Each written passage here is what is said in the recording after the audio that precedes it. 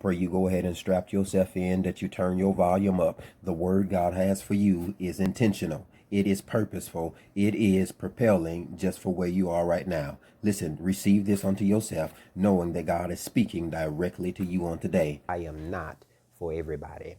I miss the old me. I am not for everybody. I think this is something that is going to be critical in this text right here in Luke chapter 10, that we would devote the concept of maybe the people that he is surrounded by are the thieves. They are the robbers. They are people who he trusted, but then who would betray him in the end. It's not until he gets on a road to traveling is that he's making a transition in his life. He's making a change in his life. He is turning over seemingly a new leaf when he falls amongst the thieves.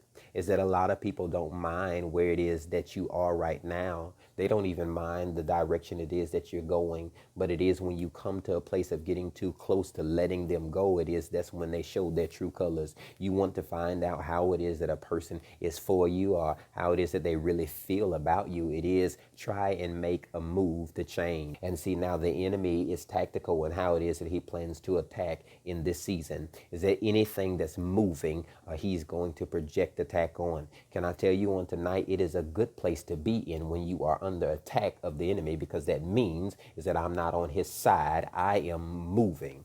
And it is that he don't want you to move, that he would like you to stay right where you are, that he wants you to project all that negative energy back on the old person that you was. But God says, I want you to move to the direction of where it is I'd have you to go.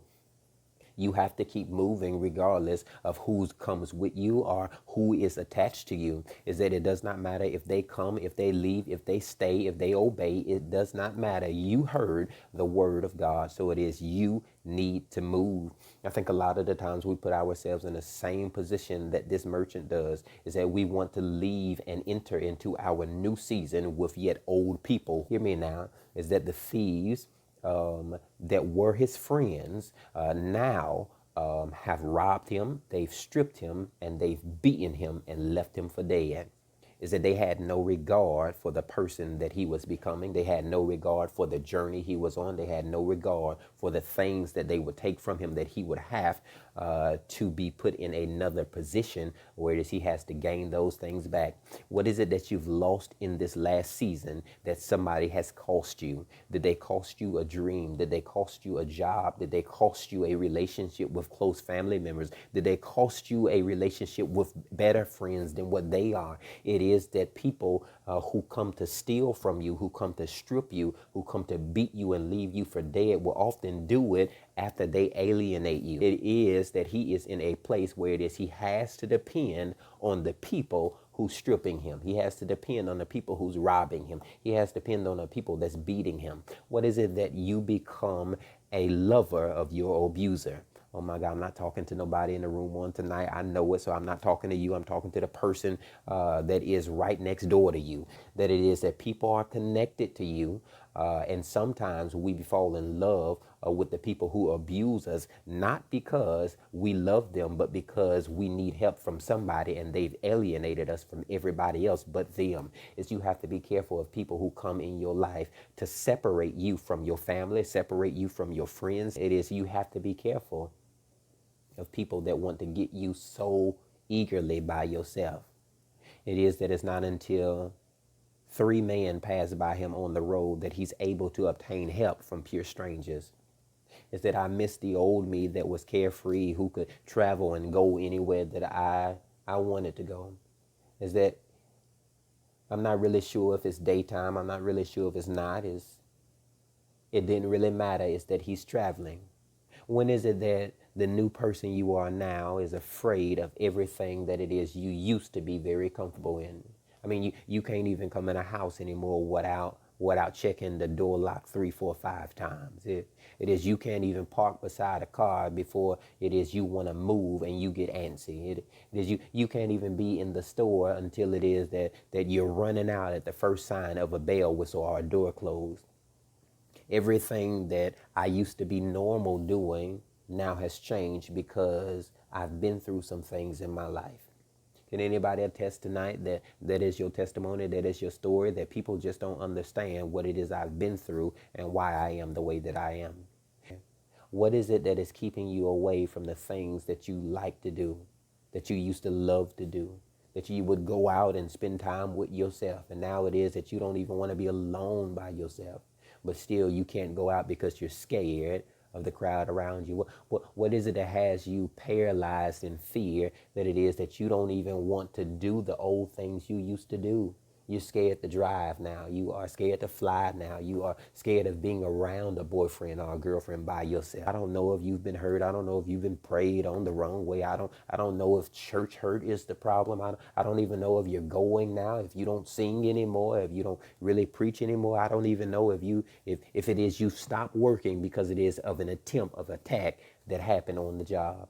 Is that the people would leave you half dead, not by will of God.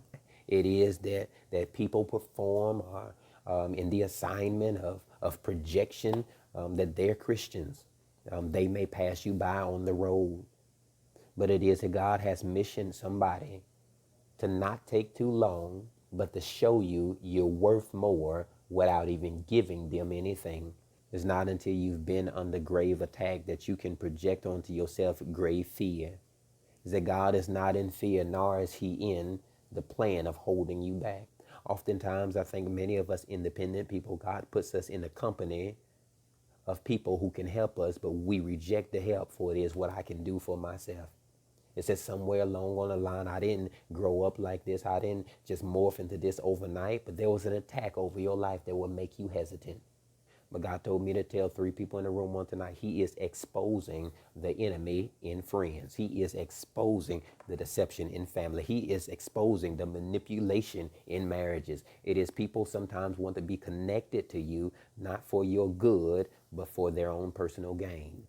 In this season, he is exposing them to show you that you can still be you without them. So he sends people along on the way, and somebody is coming to you on this season that it is that they will not want anything from you, but yet help you achieve all of your goals. Is that I don't know who you're rejecting in this season that just only come into your life willing to do help. Is that it is that they have a saying out there in the world, if it's too good to be true, then it must be, but that is not.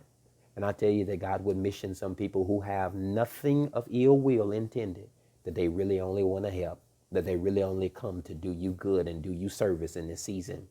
What is it that you're rejecting from that man? What is it you've rejected from that woman, that she is the right one, but you won't let them love you because it is you're so used to being in a state of where you're dying?